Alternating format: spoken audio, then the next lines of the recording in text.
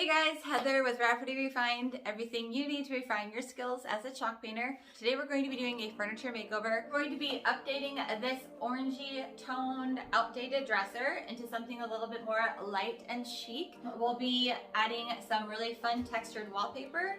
We'll be painting it, and we'll also be updating the hardware. So just with a few short, simple steps, we'll be able to flip this into something super pretty and easy to do. I'm really confident that you guys can take on this project.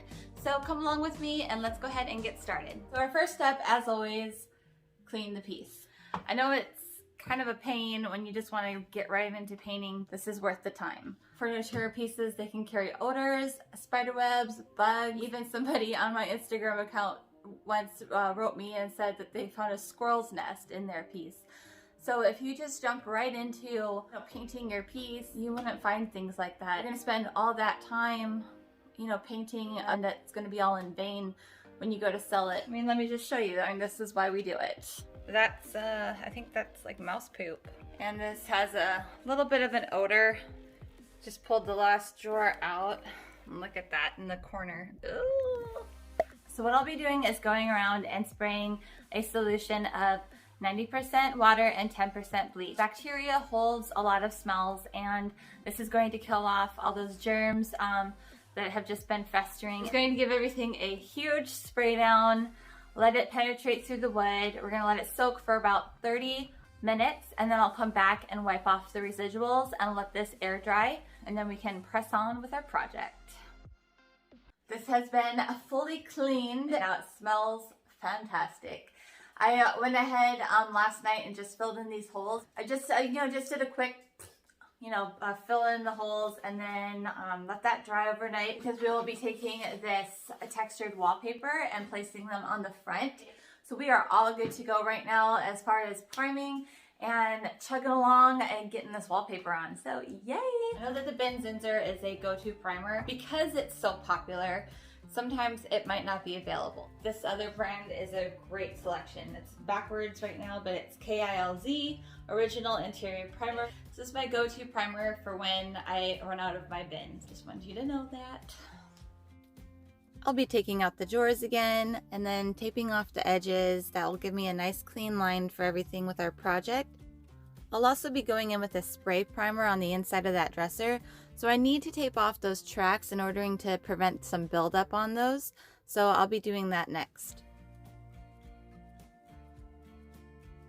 I like to give my piece a light scuff sand even before priming. So I'm going around with my sanding block with a kind of a worn out 220 grit, just really quickly, nothing too intense.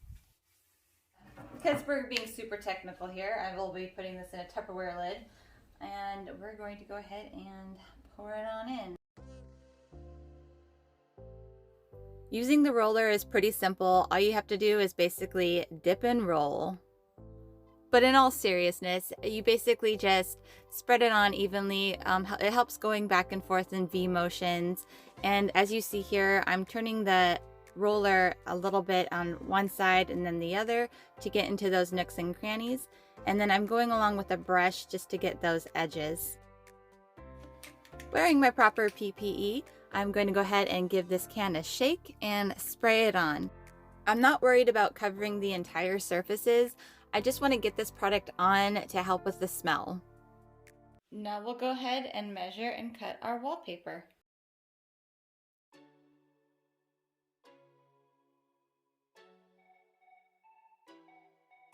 I'm going to use this tacky spray to stick them down. Hello, natural lighting. Okay.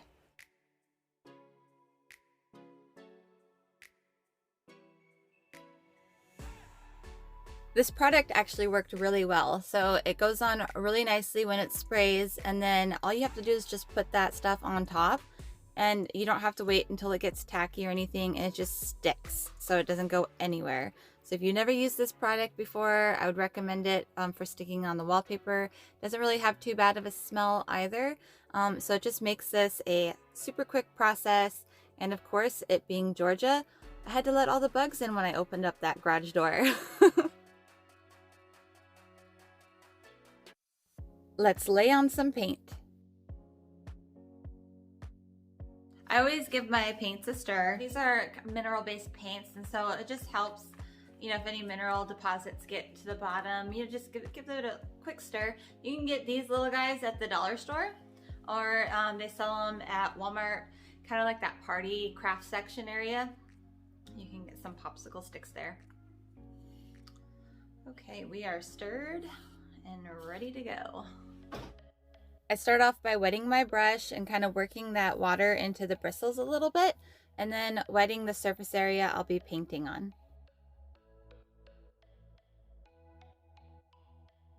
My husband likes to tell me that I have extreme patience because I'm always painting with this brush, but honestly it really goes by quickly, and the reason why I paint with a brush is I like the feel and I like the look of it. But honestly, you can paint with anything like a roller or, you know, even a sprayer. It's just up to preference. Whenever I paint around edges, I always say, like, I do the border first and then I work my way into the middle.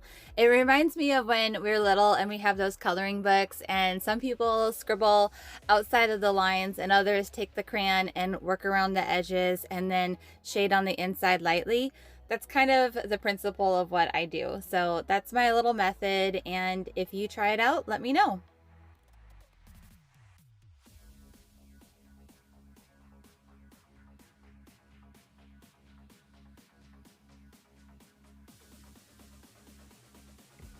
And I got a little visit from Miss Athena. She's seriously such a lover.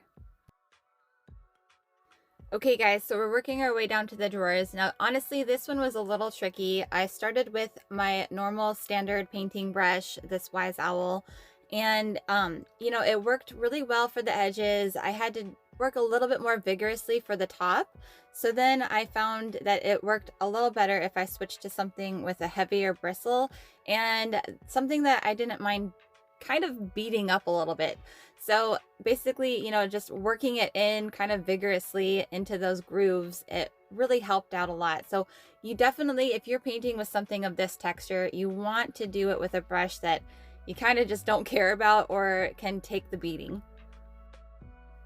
Now that I found a little rhythm, I'm going to go ahead and show you one more drawer.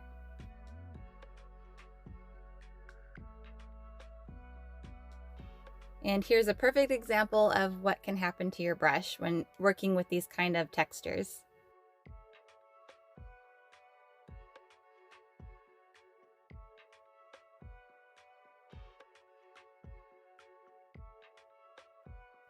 Here's one with the second coat. This part is going to be fine. The one coat with that really thick brush took care of it. So basically we're just going to be doing the edges of the drawers.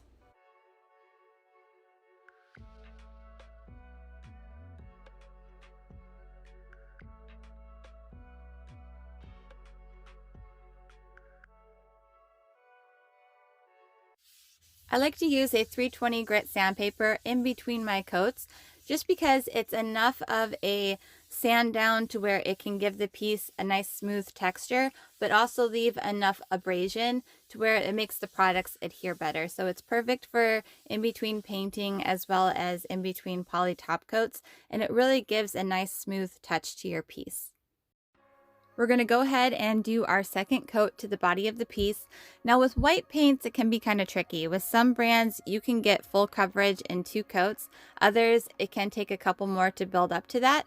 So with this brand, it was right in the middle. So I did 2 coats and then I went around and did a 3rd coat touch up in some areas, and we are all set for maximum coverage.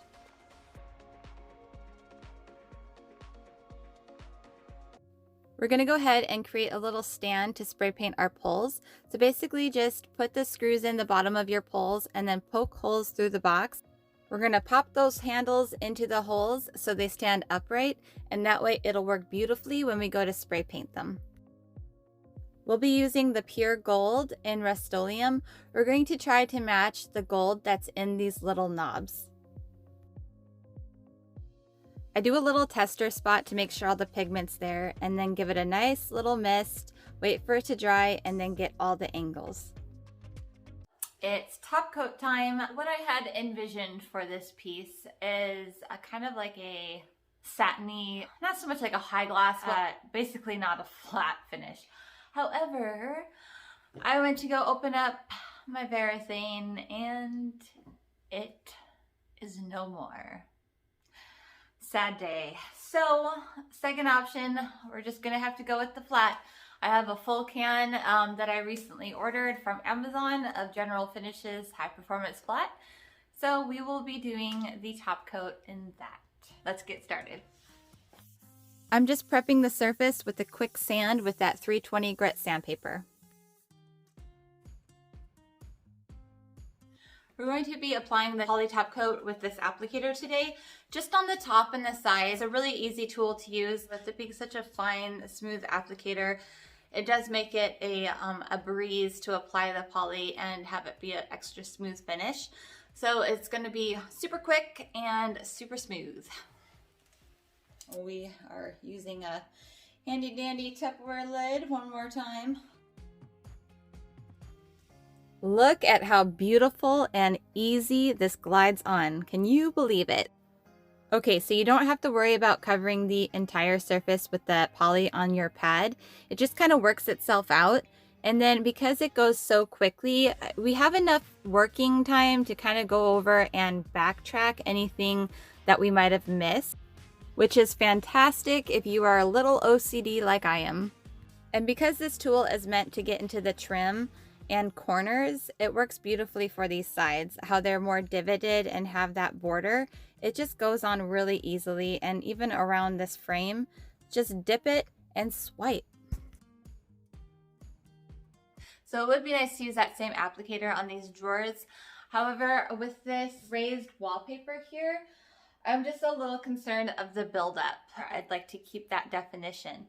What I'm going to try to do is go with my poly top coat brush. Just a very fine and feathery tipped wooster. So I'm going to just kind of give it a little dab rooski and swipe it across a very, very thin coat. And hopefully I won't get as much buildup.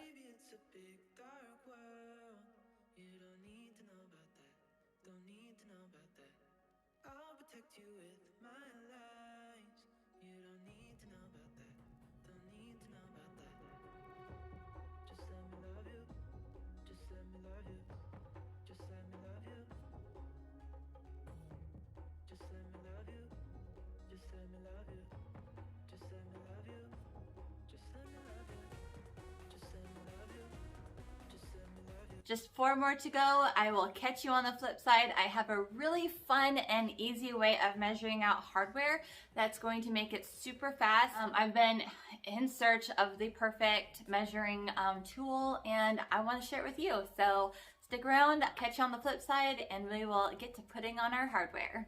This, my friends, is one of the best tools ever. So you take your handle, measure it out, and what you're going to do then is set the measurements. We're going to set the height and line it up. And so once you have all your measurements all lined out, like the centerpiece and the height, and you've got that all worked out, so then you can move it and you don't have to keep readjusting it. It's all just preset.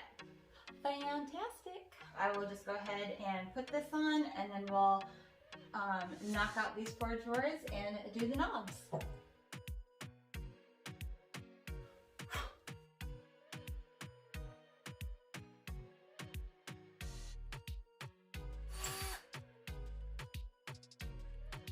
Okay guys, we are all done. So I went ahead and put in some drawer liners. I think they just totally complement the piece and give it that added bonus touch. This textured wallpaper is so fun, and there's so many different varieties and styles. You can do so much with it. I mean, you can either just paint it like this or do a little dry brushing, you know, so you just have like a plain piece that you just want to add a little bit more character. That's a great option. Thanks for hanging out with me today. I really hope that you enjoyed the makeover. Please remember to subscribe to this channel and ring that bell for notifications so you know when I upload new videos. I'll list some more furniture makeovers down below if you want to go ahead and check those out. And until then, it was a pleasure doing this video, and I'll see you in the next one. Bye guys.